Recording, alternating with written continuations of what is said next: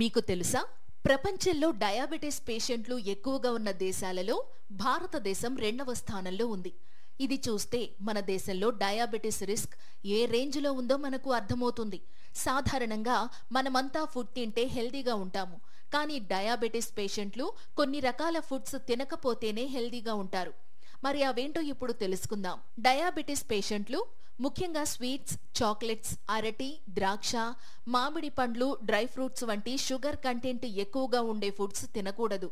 ఇంకా వీళ్ళు కార్బోహైడ్రేట్లు ఎక్కువగా ఉండే బ్రెడ్, పాస్తా, అన్నం వంటివి తింటే షుగర్ లెవెల్స్ అమాంతం పెరుగుతాయి. ఇక వీళ్ళు చిప్స్, కుకీస్ వంటి high processed foods, samosa, pakodi వంటి ఫ్రైడ్ ఫుడ్స్ కు కూడా దూరంగా ఉండడమే మంచిది.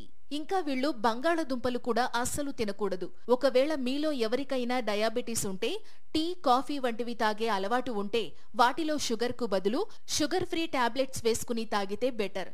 అలాగే వీళ్ళు షుగర్ కంటెంట్ ఎక్కువగా ఉండే పండ్ల రసాలు, కూల్ డ్రింక్స్ వంటి వాటికి కూడా దూరంగా ఉండడమే వాళ్ళ ఆరోగ్యానికి శ్రేయస్కరం.